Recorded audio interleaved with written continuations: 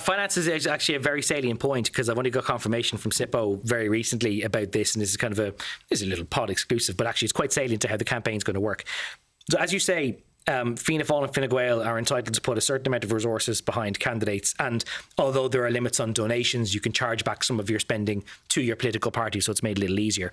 One might think that because Catherine Connolly is backed by officially 6 political parties, that they're now able then to umbrella all of their resources behind her. So the fact that we have Sinn Féin, who, by the way, even since we recorded the last episode, Sinn Féin getting behind her, as well as Labour, Soc Dems, PBP, Greens, and the 100% Redress Party.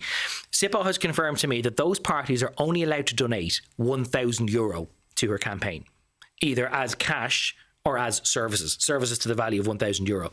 So although she has 6 parties behind her, those parties in material terms can only give her $6,000, which completely dilutes or really neuters the potency of having a big coalition behind her, because she doesn't belong to any of those parties. They can't spend as if she was one of their own. Can they use, so say elected representatives, say at TD, can they order a rake of posters on her behalf? As an expense rather than a thing, because that will individual. That's how sort of the referendums work. Individual TDs possibly, because the way around it is that if the party can only give you €1,000, what you might have is each of the Soc Dems giving you €1,000 worth of services as well, and then you can get into 60 or 65,000.